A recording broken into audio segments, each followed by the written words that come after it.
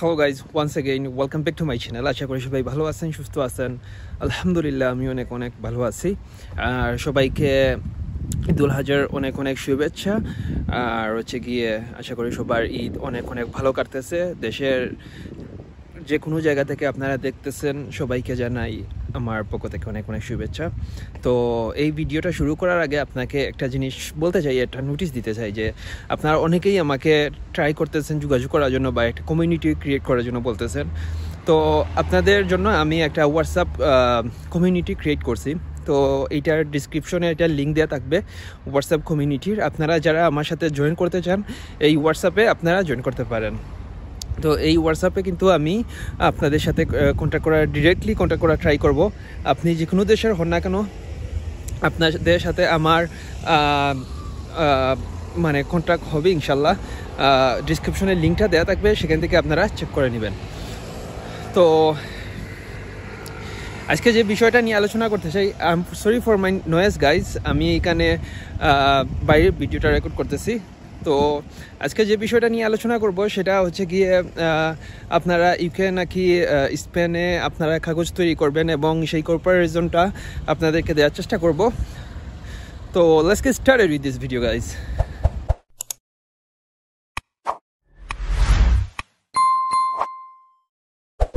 এখানে একটা জিনিস বলতে চাই যে কেন আমি ইউকের সাথে স্পেনের কম্পারিজনটা করতেছি। এর কারণ হচ্ছে গিয়ে অনেকেই আছেন, আমরা ম্যাক্সিমাম টাইম ইউকের জন্য অ্যাপ্লাই করি কারণ আমরা অন্য দেশে যেতে চাই ইউরোপের, বাট অনেক সময় কী হয়, আমাদের ম্যাক্সিমাম টাইম ভিসাটা রিজেক্ট হয়ে যায় এমবেসি থেকে। তো অনেক সময় এই রিজেক্ট হওয়ার কারণে আমরা লাস্ট অপশন আমরা ইউকেতে অ্যাপ্লাই করি। তো এই ইউকেতে অ্যাপ্লাই করার সময় আমরা এইটা মাথায় রাখি না যে এই দেশে আসার পর কি আদৌ আমি সার্ভাইভ করতে পারবো, বা আমার এই দেশে কি কোনো কাগজ হবে ইন ফিউচার বা সেটেলমেন্টের জন্য এইখানে কী ধরনের ফেসিলিটিস আছে। তো এই ধরনের ফেসিলিটিসের জন্য আই থিঙ্ক স্পেন এখন একটা অনলি অপশন, যে আপনি স্পেনে আসার পর আপনি মানে কাগজ তৈরি করতে পারেন বা স্পেনের ফেসিলিটিস নিয়ে উইথিন 2 ইয়ার্সের ভিতরে আপনি স্পেনিশ হয়ে যেতে পারেন। তো এই জন্য আর ইউকেতে অনেক মানে আমাদের পরিচিত অনেকেই আছেন, ম্যাক্সিমাম সবাই আমরা ইউকেতে চলে যাই। এবং যারা আসবেন ইউকেতে অলরেডি ভিসা পেয়ে গেছেন বা অলরেডি আছেন, আপনারা স্পেনে চলে আসেন, কারণ স্পেনে এখনও এই সুযোগটা দিতেছে। ওকে গাইস, সো আপনারা স্পেন কিভাবে আসবেন? অনেকের এখানে একটা প্রশ্ন থাকে, ভাই আমি স্পেন কিভাবে আসবো? তো আপনি যদি সেনজেনের ভিতরে কোনো একটা দেশে থাকেন, আপনি ইজিলি স্পেন এসে ঢুকতে পারবেন। এই ক্ষেত্রে আপনার রিকোয়ারমেন্টস হচ্ছে গিয়ে শুধু আপনার পাসপোর্ট থাকলেই হবে। আর আপনি যে টিকিটটা কাটবেন, আপনি বাসের টিকিট কাটেন অথবা ট্রেনের টিকিট কাটেন, আপনি যে কোনো একটা টিকিট কাটলেই কিন্তু আপনি ইজিলি বর্ডার ক্রস করে আপনি আসতে পারেন। এই ক্ষেত্রে আপনার বর্ডারে কোনো ধরনের কোনো প্রবলেম করবে না। এবং হচ্ছে গিয়ে আপনি আসার পর আপনি কিন্তু এই অ্যাপ্লাইয়ের জন্য বা আপনার যারা আছে স্পেন তাদের কাছে আপনি থাকতে পারেন, অথবা আপনি নিজে একটা বাসা রেন্ট নিয়ে আপনি কিন্তু থাকতে পারেন। এই ক্ষেত্রে কি হয়, মানে সেনজেনের বাইরে যে দেশগুলো আছে আপনাকে ভিসা নিয়ে আসতে হয়। তো আপনি চাইলে ভিসা নিয়েও আসতে পারেন, অথবা আপনি চাইলে ইলিগেল ওয়েতে কিন্তু আপনি আসতে পারেন।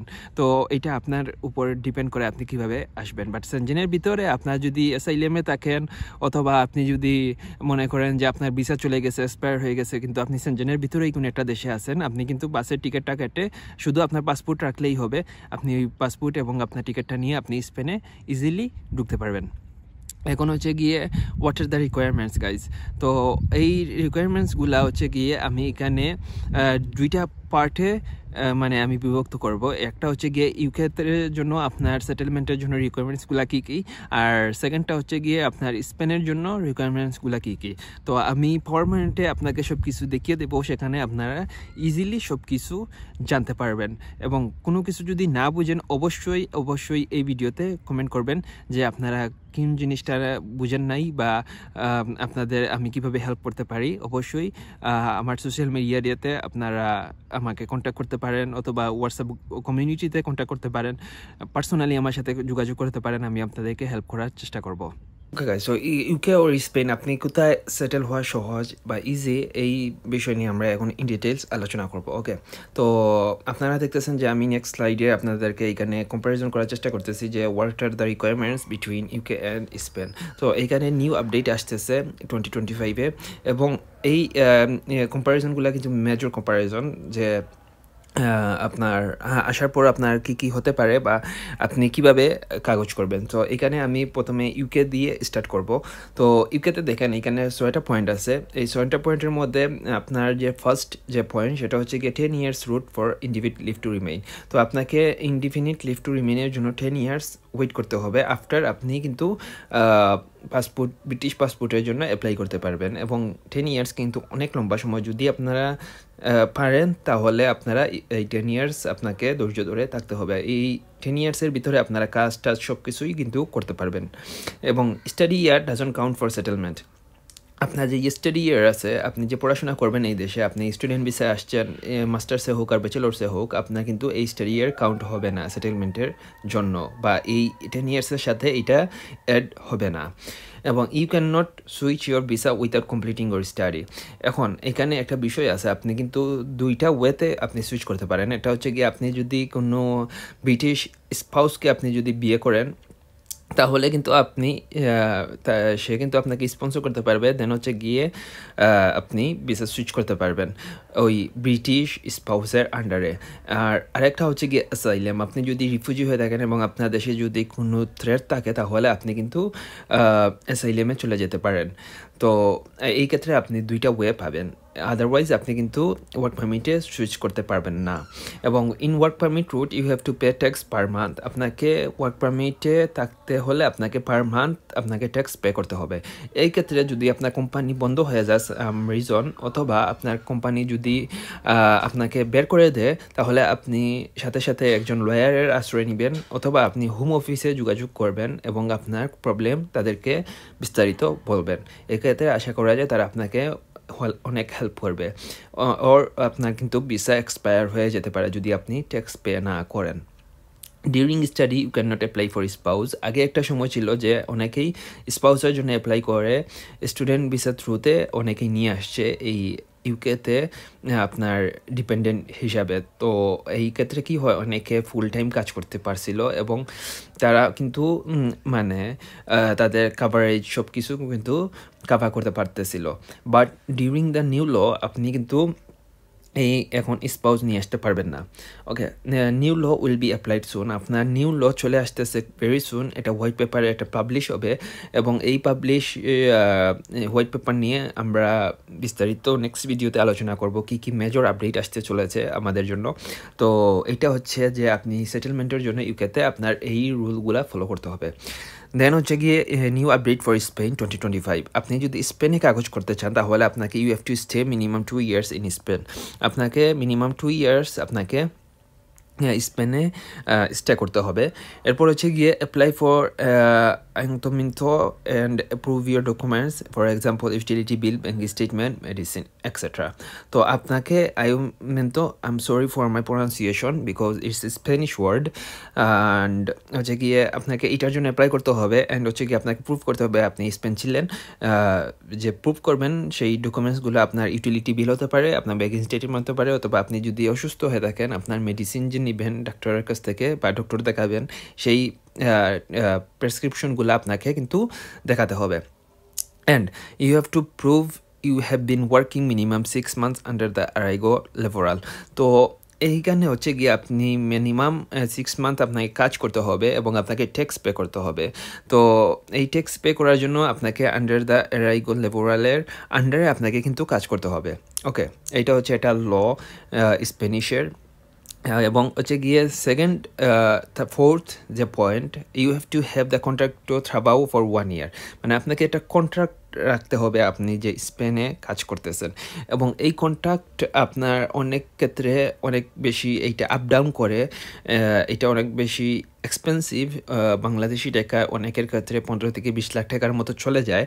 তো এই রুলটা হয়তো ইন ফিউচার এটা তারা রিমুভ করে দিবে তাদের স্প্যানিশ ল থেকে, বিকজ অনেকেই এই কস্টটা পেমেন্ট বা এফোর্ড করতে পারতেছেন না।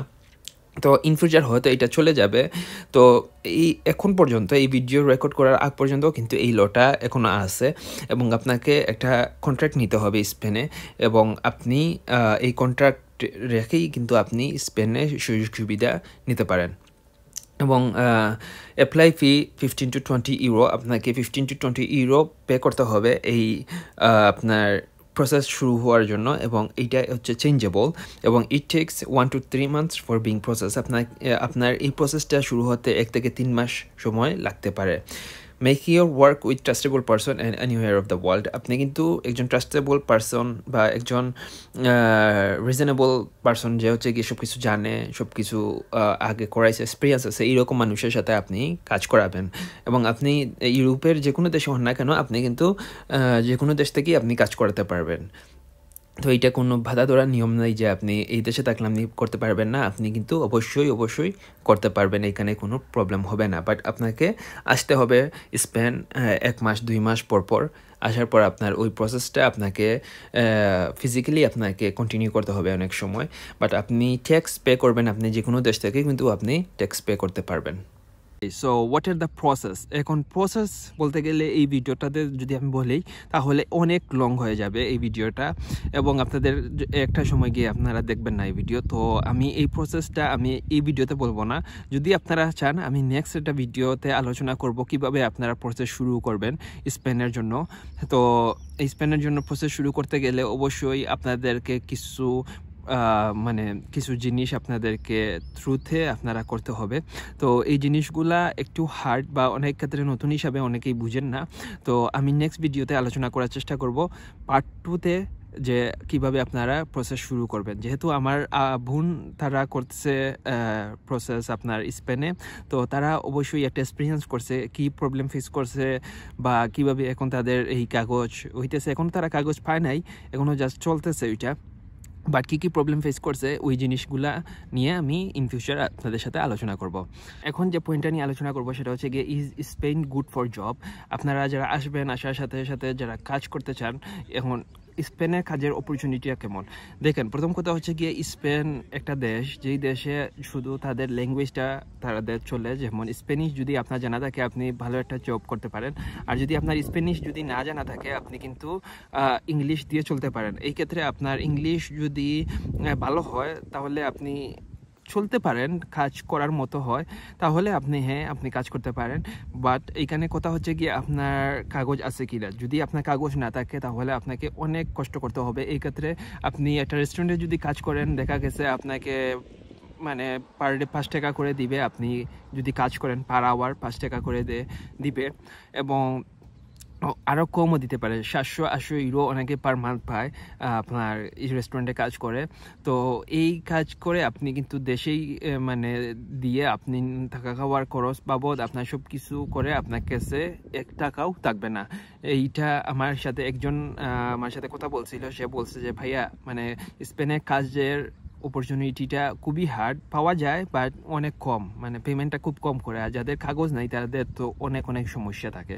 তো আপনি কাজের জন্য Spain I think is not A option, but আপনি কিন্তু কাগজ তৈরি করতে পারেন স্পেনে ইজিলি। আপনি যে কোনো দেশে থাকেন, আপনি ওই দেশে কাজ করে আপনি স্পেনে ট্যাক্স করতে পারেন। তো আপনি যদি ডেলিভারি কাজ করেন, এই ক্ষেত্রে ডেলিভারিতেও কাজ করে আপনি অ্যাজ অলওয়েজ ধরেন 1100 টাকার মতো আপনি পে করতে পারেন, মানে পাবেন আর কি। তো 1100-1200 ইউরো এইরকম সামথিং হয়ে যায়। তো আপনি এই টাকা দিয়ে আপনার নিজের টাকা খাওয়া খরচ, আপনার পার্সোনাল লিভিং কস্ট সব কিছু বাদে আপনি দেশে কিছু টাকা পাই করতে পারেন, এবং হচ্ছে গিয়ে আপনার কিছু টাকা আপনার হাতে থাকে। তো যেহেতু আমার একটা ফ্রেন্ড স্পেন থাকে, তো সে হচ্ছে গিয়ে ওইখানে ডেলিভারি জব করতেছে। সে বলতেছে মোটামুটি সে চলে যেতে পারে আর কি ডেলিভারি জব করে। সে হচ্ছে গিয়ে বার্সেলোনার যে মেইন টাউন আছে ওই মেইন টাউনে সে থাকে। তো সেইখানে বিজি হয়, আপনি ডেলিভারি কাজ করে আপনি চলতে পারেন। বাট এই ক্ষেত্রে অনেক হার্ড। আপনাকে ঝড় বৃষ্টির দিনে যারা ডেলিভারি জব করছেন বা করেন আপনারা অবশ্যই জানেন যে ডেলিভারি কাজ কত হার্ড। তো এখন আমি আপনাদের সাথে আলোচনা করব যে UK or Spain which one is the best for Bangladeshi. তো এই ক্ষেত্রে আপনারা যদি আমার আগের ভিডিওগুলো দেখেন, আমি কিন্তু ম্যাক্সিমাম টাইম ইউকে নিয়ে অনেক ভিডিও বানাইছি, আপনারা চাইলে সেই ভিডিওগুলো দেখতে পারেন। সেখানে হ্যাঁ এখনও হয়তো কিছু চেঞ্জেস আসছে, বাট ম্যাক্সিমাম টাইম আপনারা অনেক সিমিলারিটিস পাবেন ইউকে সম্বন্ধে, বা ইউকে নিয়ে একটা আপনাদের আইডিয়া তৈরি হবে যে ইউকে দেশটা কেমন। তো আপনারা আমার আগের ভিডিও চেক আউট করতে পারেন, এবং সাথে এই যে আমার একটা থাম্বনেইল দেওয়া আছে, আপনারা এই থাম্বনেইলে আমি একটা ডিসক্রিপশনে লিঙ্ক দিয়ে দেবো, আপনারা চাইলে এই ভিডিওটা দেখতে পারেন। আপনারা ইউকেতে কি কাজ করতে পারেন, এটা 2 ইয়ার্স আগের ভিডিও, বাট এইটা এখানে মানে ইউজফুল বা মানে রিসোর্সফুল বলতে গেলে। আপনারা চাইলে সেই ভিডিও থেকে আপনারা বুঝতে পারবেন যে আপনারা ইউকেতে গেলে কি কাজ করতে পারেন। তো এই হচ্ছে ওভারঅল ভিডিও গাইজ। আশা করি ভিডিওটা অনেক ভালো লাগবে। যদি ভালো লেগে থাকে অবশ্যই লাইক করবেন, সাবস্ক্রাইব করবেন, অবশ্যই ভিডিওটা লাইক করবেন, আর অবশ্যই কমেন্ট করবেন যে আমি স্পেনে কিভাবে আপনারা প্রসেস শুরু করবেন এই বিষয় নিয়ে মানে একটা ভিডিও রেকর্ড করবো কিনা। যদি আপনারা চান অবশ্যই আমি খুব সুন ভিডিও রেকর্ড করব। সবাই ভালো থাকেন, সুস্থ থাকেন, আর ঈদের অনেক শুভেচ্ছা গাইজ। আসসালামু আলাইকুম, আল্লাহ হাফিজ।